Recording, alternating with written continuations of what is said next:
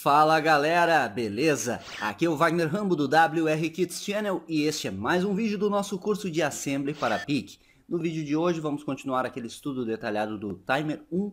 Você vai aprender a projetar uma base de tempo, que as bases de tempo são algo muito útil quando trabalhamos com processadores em geral. Vamos ver então? Segura aí!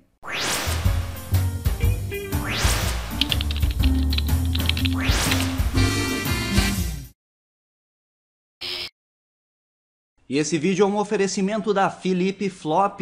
Acesse philippeflop.com e confira todos os produtos: Arduino, embarcados, PIC, sensores, motores, robótica, display, prototipagem, fontes, wireless, medição, módulos e livros. Muita gente sempre me pergunta onde comprar o gravador de PIC. A resposta é philippeflop.com. Veja aqui na linha PIC e compre o seu PIC Kit 3. O link está aqui na descrição, acesse e faça o seu cadastro. Estamos aqui no MPLAB. Uma vez que você já desenvolveu a interrupção do Timer 1, está funcionando certinho, fica mais simples de projetar uma base de tempo. Você pode utilizar cristais independentes para o Timer 1, você pode utilizar uma transição de borda em um pino externo e você pode utilizar o próprio ciclo de máquina. Essas três opções são para o Timer 1 e é para o quê? Para incrementar os registradores de conteúdo do Timer 1, que são o Timer 1 Low e o Timer 1 High, que compõem os 16 bits do Timer 1. A primeira coisa que eu quero falar para você é uma pequena correção do software da aula passada. Então, eu estou aqui na interrupção, logo após o salvamento de contexto, testamos a flag do Timer 1. Se houve o estouro, ok, ele desvia desta instrução, limpa a flag e complementa a minha saída. Só que observe que aqui eu complementei o registrador Trace B, que é o registrador de direção. Então, o certo é complementar o port B. E aí, aproveito para mandar um abraço para o meu amigo Paulo Roquete, que chamou a atenção deste pequeno errinho aqui no código, certo? Então, corrijam isso da aula passada. O correto é complementar o port B. Muito bem? E aí, vamos continuando aqui. Nós temos uma interrupção ocorrendo. O que você pode fazer é marcações no seu código para saber o tempo que você leva para chegar naquele ponto do código. Fica mais simples de se localizar quando você precisa de tempos maiores. Então, até aqui, queremos um tempo de tantos milissegundos, por exemplo. Como o software da aula passada foi projetado utilizando o conteúdo inteiro em um ciclo de máquina de 1 microsegundo, associado a um prescaler de 1 para 1, lá no T1 Control, é mais ou menos 65 milissegundos até aqui. Lembram da aula passada que testamos no Proteus? Uns 65 milissegundos o processador leva para chegar até aqui. Vamos mudar esse tempo para facilitar e vamos considerar um projeto para 1 segundo de base de tempo, que 1 segundo é uma base de tempo muito útil para relógios, para cronômetros, para timers e diversos outros dispositivos que você deseja contar o tempo. Vamos primeiro colocar aqui a equação. Então, timer 1 overflow vai ser igual aos 65.536 menos o conteúdo de Timer 1, vezes o prescaler do Timer 1, vezes, no caso aqui, o ciclo de máquina. Esse valor aqui é dos 16 bits, você já sabe, né? Então, vamos projetar esse tempo aqui, com estes parâmetros aqui, para que eu consiga um Timer 1 overflow de 200 milissegundos. Que aí fica mais fácil, que 1 segundo eu não consigo com o Timer 1. Então vamos projetar um tempo intermediário e utilizar um registrador auxiliar para conseguir esse tempo maior. Olha como vamos fazer isso. Vamos supor então que queremos um tempo de 200 milissegundos. Então vamos colocar aqui o prescaler. Vamos considerar 1 para 4, o ciclo de máquina também já temos. timer 1 overflow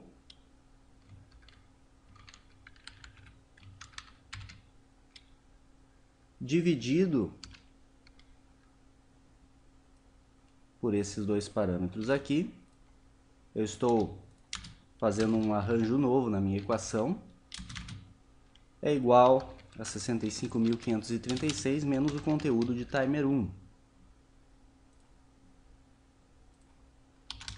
Então, colocando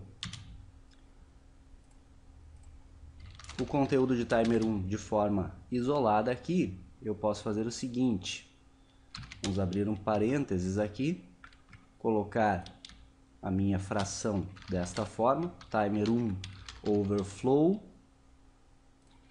e aqui embaixo, portanto, o prescaler, o timer 1 vezes o ciclo de máquina. Beleza. E aí o que eu fiz? Eu somei timer 1 em ambos os lados da equação e subtraí esta expressão inteira em ambos os lados da equação. Isso vai resultar em timer 1 igual a 65.536 menos a minha expressão. Aí está a equação, que com isso eu determino o valor de carga inicial do timer 1, o valor a ser carregado nos dois registradores de conteúdo do timer 1. Vamos substituir agora os termos na equação. Observe que a matemática sempre acompanha os nossos projetos, o que é, por sinal, muito legal. Vamos ver aqui, vamos colocar o overflow que eu quero é 200 mili, certo? Dividido por prescaler, 1/4, vezes o ciclo de máquina, 1 microsegundo. Já dá para resolver direto. Então, colocando aqui na calculadora, 200 mili dividido por 4 vezes 1 micro, enter, dá 50.000.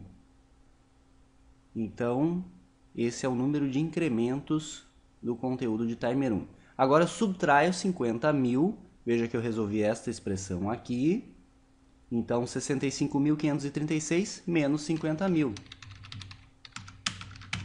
15.536 é o conteúdo inicial do timer 1. Como é um valor superior a 8 bits, eu vou ter que carregar ambos os registradores do timer 1. Como eu sei qual valor carregar? A forma mais simples, como eu sempre digo, é converter o decimal para hexadecimal. Por isso que é legal trabalhar com hexadecimal e acostumar-se com este padrão. Modificando este valor superior a 8 bits e inferior a 16 bits para um valor hexadecimal, você vai ter ali certinho os bytes divididos. Então, você tem uma expressão fácil de atribuir aos registradores de conteúdo. Você coloca a calculadora em modo programador, marca decimal, 15.536, isso em hexadecimal quanto é? 3CB0. 3C é o nosso timer 1 high, B0 é o timer 1 low. Simples, né? Bem fácil, você divide os dois termos assim e atribui aos registradores de conteúdo. Então vamos colocar aqui que timer 1 vai ser igual a 15.536 decimal, que é igual ao 3CB0 hexadecimal. E aí o nosso timer 1 high será 3C e o timer 1 low será B0. Muito bem.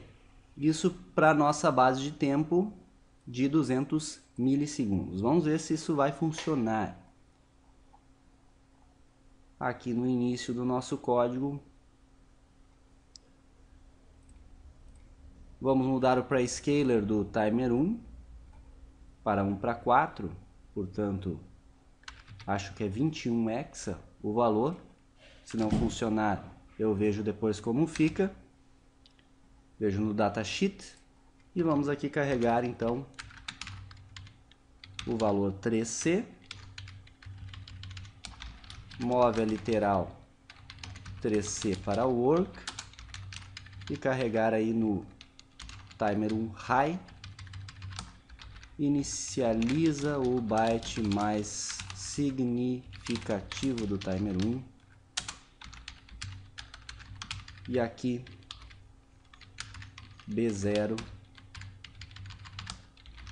Move a literal B0 para work. Timer 1 low. Inicializa o byte menos significativo do timer 1. Já vou copiar estas duas expressões, Ctrl C, e aqui na interrupção, após limpar a flag, Ctrl V. Observe que, entrando na interrupção, preciso reiniciar o timer 1. Então, a princípio, já temos aqui os nossos 200 milissegundos. O que vamos fazer é complementar apenas o nosso RB7 agora. Então, move literal work, move literal 10 hexa para work e XOR work file port B. Então,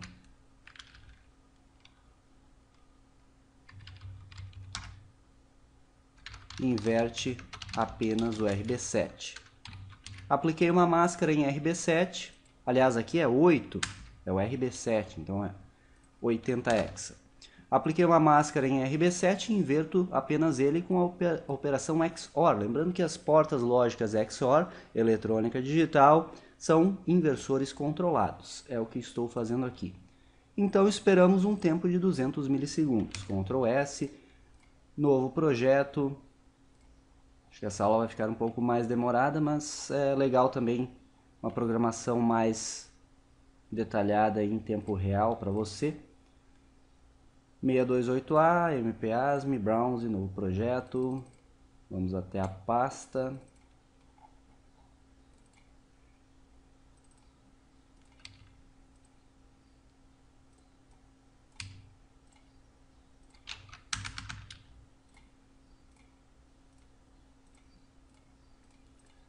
Novo projeto criado, vamos compilar. Make.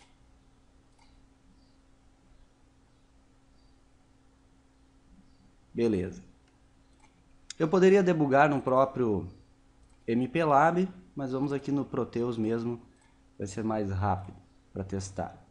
Dando um play, temos a nossa oscilação e 200 milissegundos de base de tempo. Show de bola! Já temos uma base de tempo de 200 milissegundos. Quantos 200 milissegundos formam 1 segundo? Pergunta bem simples, né? São 1000. Precisamos de 1000 milissegundos para uma base de tempo de 1 segundo. Então, 1000 dividido por 200, que eu já tenho 200 mili, 5. Eu preciso multiplicar por 5 esse tempo. Como fazer isso? Vamos utilizar um registrador auxiliar de contagem. Então, aqui no cblock, na memória do usuário, eu declaro aqui um counter, registrador auxiliar de contagem, e a cada 200 milissegundos eu incremento o meu counter. Aqui está os nossos 200, viu como é bom marcar isso no código? Então, incfile counter e salvo nele mesmo o conteúdo. Incrementa counter em 1 unidade. E lá no começo do código, clear file counter. Zera o counter. E agora eu preciso testar até que o nosso contador, nosso registrador auxiliar chegue em 5. E aí então eu vou inverter o meu port, o meu RB7, que estou aplicando a máscara. Para fazer esse teste, eu preciso mover o valor 5, pode ser decimal, hexa, eu vou mover hexa, então move literal 5 para work, e aí eu faço uma operação XOR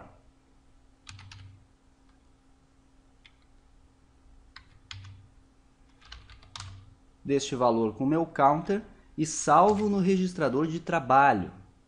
Lembram lá dos argumentos das nossas instruções. Então, o que acontece? O registrador de trabalho recebe counter XOR com trabalho. Como eu havia movido a priori o valor 5 para o registrador de trabalho, eu posso já considerar o valor 5 para counter. Vamos fazer em binário para que todos compreendam. Então, binário 0000 01 01. É isso, né? O 5 binário é 101. Eu vou fazer a operação XOR. No instante em que counter tiver o mesmo valor, ou seja, tiver 5, eu estarei fazendo uma XOR deste valor com o mesmo valor. Concorda, né? Então, XOR deste valor com o mesmo valor, todos os bits são iguais. Qual o resultado da operação? Veja que eu faço uma XOR bit a bit. Qual o resultado? Pensem em binário agora. Qual o resultado? Bit a bit. Quando os valores são iguais. Lembrem-se que o exclusivo é verdadeiro quando as entradas são diferentes, ou seja, todas as entradas são iguais quando o counter atingir o valor 5. Então, o resultado da operação para o registrador de trabalho será 0. Quando o resultado desta operação for 0, lembram da flag Z do registrador status? A flag Z é a que fica verdadeira quando o resultado de uma operação é 0.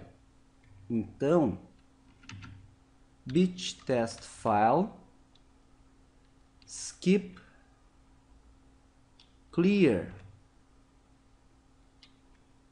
ou skip set status Z.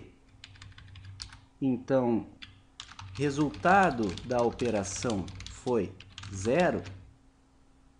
Se foi 0, a flag Z de status será igual a 1. Cuidado para não confundir. Eu estou testando se ela é igual a 1 com a minha bit test file skip set. Teste determinado bit de determinado registrador e desvie se for 1. Se for 1, ele vai desviar da próxima instrução, que obviamente eu vou colocar uma exit ISR. Resultado da operação foi 0? Não. Desvia para saída da interrupção. Se foi 0, o Z é igual a 1. Eu vou desviar essa instrução e aí observe que eu tenho que reiniciar o meu counter, melhor dizendo. Então, clear file counter, zera counter. E aqui eu vou assinalar que tem o tempo de 1 segundo. Ele leva 1 segundo para chegar aqui. Então, 200 milissegundos ele leva para chegar aqui. Incremento o counter, vou testando se ele é igual a 5. Enquanto não for igual a 5, eu vou saindo da interrupção antes do meu tempo de 1 segundo. Voltou para cá, mais 200 milissegundos. Então, quando chegar em 5 vezes 200 milissegundos, a flag Z do registrador status vai a 1, eu vou desviar dessa instrução, vou limpar o counter, ele volta a ser 0, vou efetuar a tarefa que eu quero efetuar em 1 segundo, e aí sim eu saio da interrupção. Lindo demais o assembly, né? Vamos ver se está funcionando a minha lógica. Eu acho que sim. Acho que já funciona. Make. Nenhum erro de sintaxe. Vamos dar um play. Foi a 1, e foi a 0, eu tenho um tempo maior. Será que esse tempo é 1 segundo? Vamos pausar aqui e vamos medir com o cursor. Olha só que coisa linda, ó. 1,00 segundos. Então tá aí a nossa base de tempo projetada em tempo real para você aqui no curso de Assembly. Esse é o tempo em nível alto. Vamos ver aqui em nível baixo, menos 1,00 segundo. O Assembly é muito lindo porque você sabe o que você está fazendo, então cada ciclo de instrução do processador, cada ciclo de máquina você tem ali registrado e você sabe que você escreveu isso ali. Então, está aí mais um projeto para você. Pratique para outros tempos.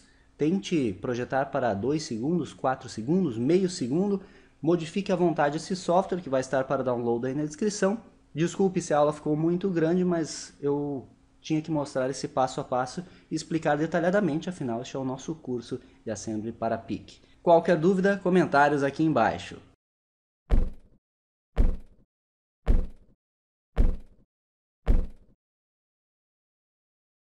Esse foi mais um vídeo do curso de Assembly para PIC. Deixe seu like, clique em gostei, favorite o vídeo, compartilhe com a galera. Se é novo aqui no canal, se inscreva. Clique no botão vermelho inscrever-se para acompanhar todos os vídeos diários. Aqui tem cursos, projetos, tutoriais, bastante conhecimento para você. Isso é engenharia, o uso intencional da ciência. Nos siga nas redes sociais e aquele abraço, até a próxima!